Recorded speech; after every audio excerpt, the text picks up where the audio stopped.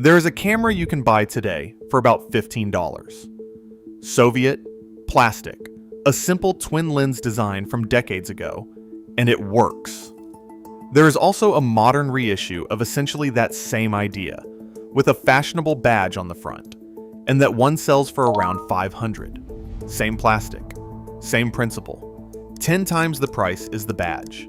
And that, in one sentence, is what this whole video is about. Because in 2026, the camera business has quietly split into brands that hand you real engineering for your money, and brands that hand you a logo. So today, 5 camera brands robbing you blind, and 5 that are worth every penny. Fair warning, the brand at number 1 on the bad list is going to start a proper argument in the comments, and the brand I finish on has quietly been the right answer for 50 years. If honest verdicts with no sponsors behind them sound like your kind of channel, hit subscribe, because that is the entire workbench. Let's get into it. One ground rule, and I want to be very clear about it, because I am not calling anybody a crook. Every brand in the first half of this video makes real products, and some of them make magnificent ones, and I will say so out loud before I criticize a single one. I am scoring all 10 of them on exactly 2 questions, and they are the only 2 questions this channel has ever cared about. Question 1. For every dollar you hand over, how much camera do you actually get back? And question 2, can it still be fixed in 10 years? That is it. Not brand loyalty, not history, not what your first camera was. Prices are rough ranges and they move. Condition rules everything.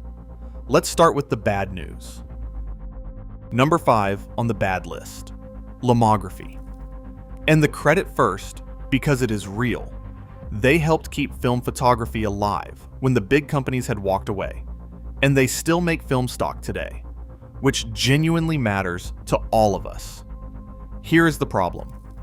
They sell reissues of plain plastic cameras, in some cases designs lifted straight from the Soviet era, at roughly 10 times the price of the vintage original that inspired them. That is the camera from my opening. You are not buying better engineering. You are buying a box with a modern label. What to do instead? Buy the original for $15 to $60. And if you like what they do, buy their film, which is where your money actually helps. Number 4, the Kodak name on modern cameras. Credit first, and it is enormous. Eastman Kodak built this entire industry, and their film today is still superb. Nobody is arguing with that. But here is something most buyers do not know. It is not a secret. It is published on Kodak's own corporate website. Kodak licenses its brand name to other manufacturers, including for cameras. So a great many plastic cameras carrying that legendary badge were not designed or built by Eastman Kodak at all. They were built by a licensee who pays to use the name. That is a perfectly legal business arrangement. And it is also why you can pay a Legends premium for a camera the legend never made. What to do instead? Buy their film.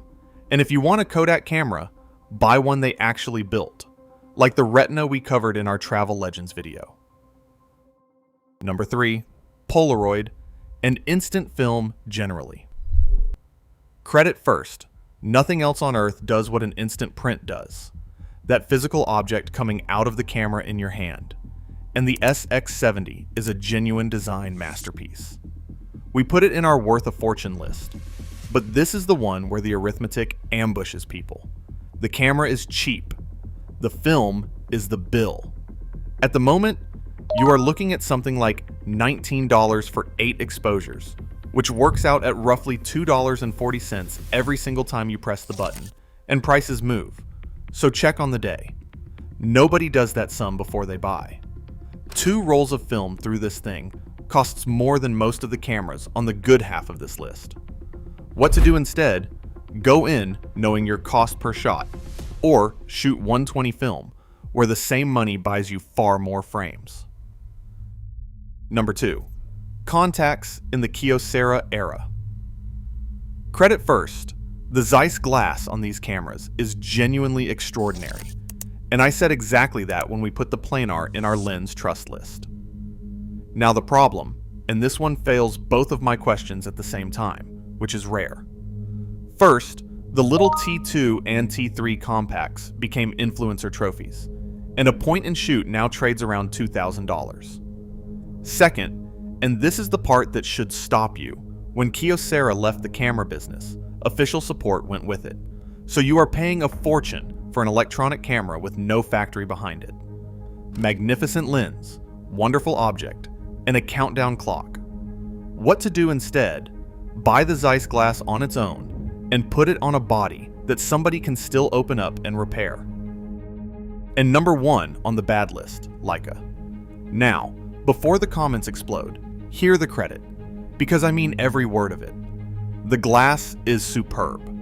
Leica will still service cameras it built when your father was young, which is more than almost any company on earth will do. And it holds value better than any other object in photography. We put the Summicron in our lens trust list for exactly those reasons. Here's the honest other side.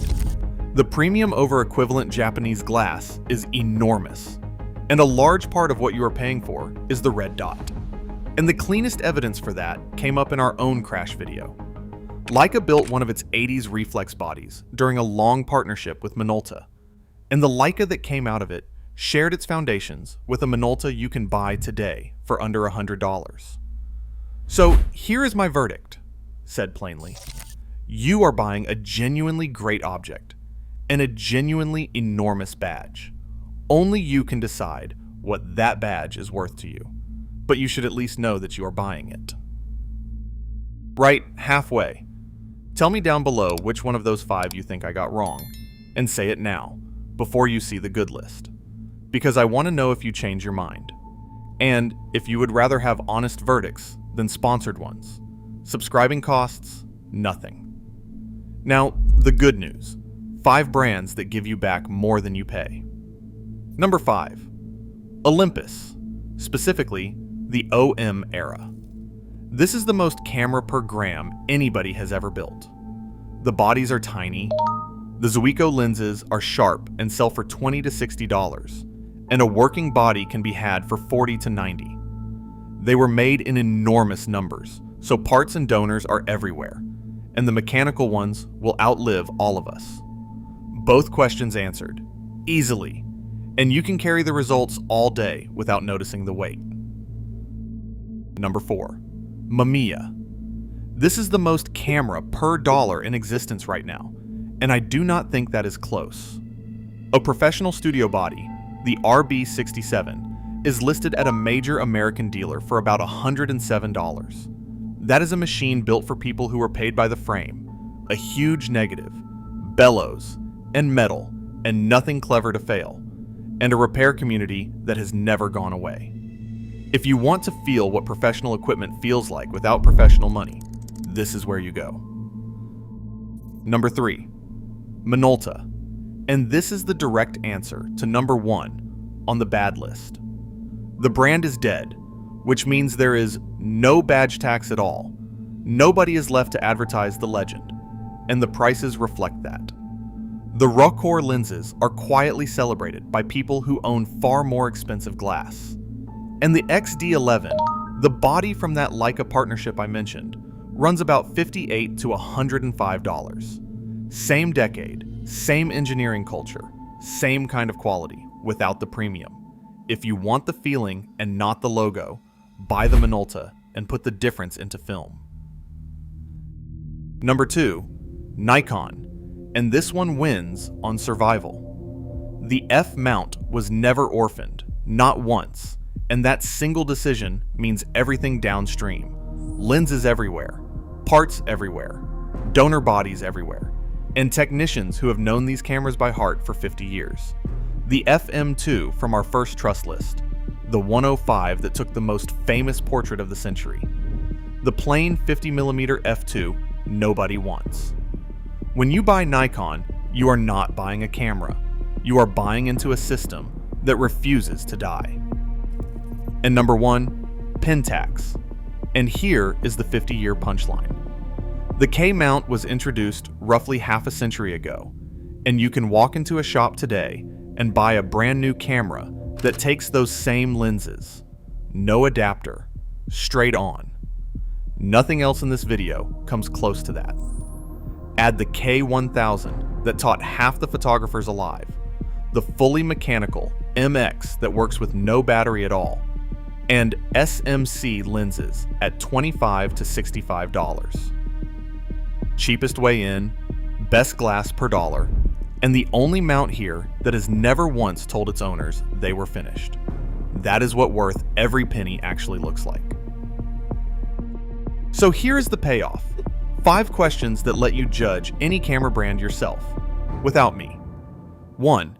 Is the mount still alive? Meaning, can you buy something new that accepts the glass? 2. Can you name a living repair technician who works on it? And if you cannot, that is your answer. 3.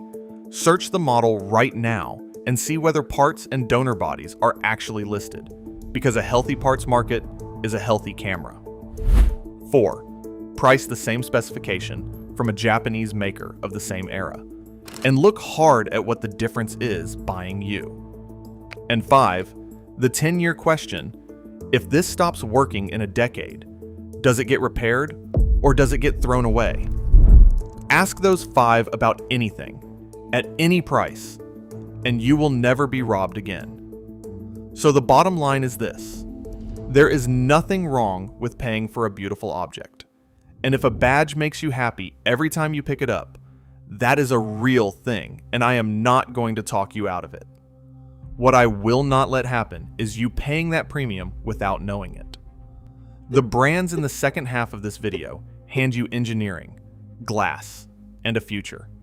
The brands in the first half hand you some of that, and a logo, and ask you to pay for both. So now I want to hear from you.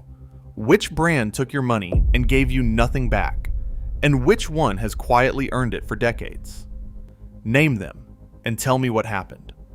Drop it in the comments, and I read every single one. And if this saved you from an expensive badge, hit like and subscribe, because the workbench is always open.